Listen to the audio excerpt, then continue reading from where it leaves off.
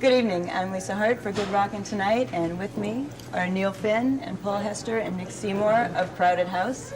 They are currently touring to promote their new album on Capital EMI, and they just walked off the stage here at the Fantasy Theater.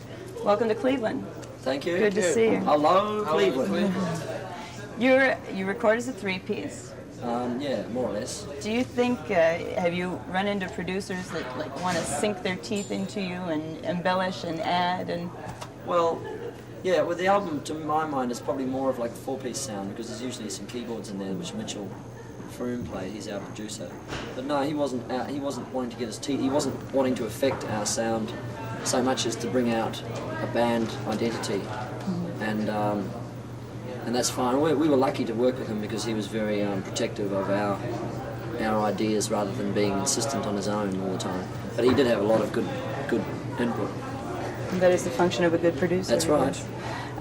So you tour as a four-piece then? Yeah, well, we need the keyboards to really be able to do justice to the album. Although we have done shows as a three-piece. Mm-hmm. Who does the writing in the group? Is it a collaboration, or is there?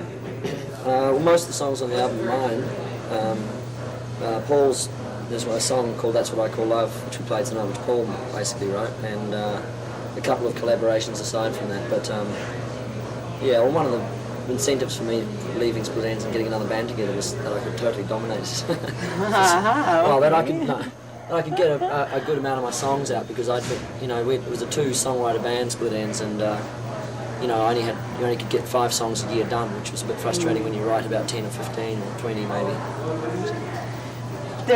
There's been a great wave of bands out of Australia and New Zealand. Is there a conscious effort in bands from Australia, for example, to break the States? Is it something that you plan, or is it something that just... I mean, it's like you would plan any trip, really. I mean, yeah. Is there an effort, though, to perhaps adjust things so you're accessible to the States? Do you think there's really a difference being accessible in say, Europe and in the States? No, there's nothing particularly different that we do for America.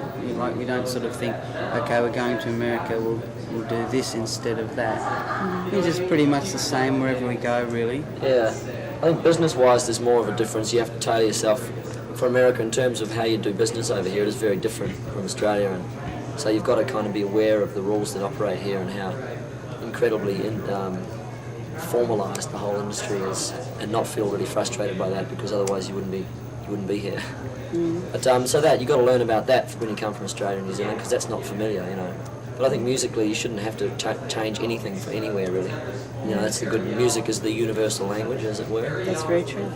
Now you were with Split Enz, Neil, for 7 years. That's quite a strong reputation. It's a long to come stretch. back out with, yes. Yeah. Has that been a hindrance at all, coming out with a new band? Do you find people wanting to throw you back to that too much, or?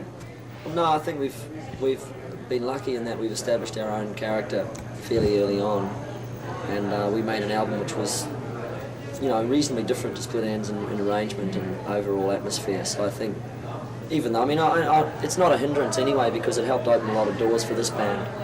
We had a benefit of a lot of experience with Split Enz, especially making business decisions and that, because Split Enz basically blundered over every business decision we ever had to do. I think that's the way a lot of people learn. And so we finally now have learned a few lessons, and this project is getting the benefit of that, I think.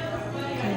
Well, you seem to be off to a very strong start in the States anyway. Yeah, it took a while. We're glad you were here. It's happening now. Well, we're glad you were here, and I thank you very much for taking the time to talk to us. Thank you. Good luck with the rest of the tour. Okay. And we hope to see you again. We'll be I'm back. Lisa Hart for Good Rockin' Tonight. Hello, Cleveland.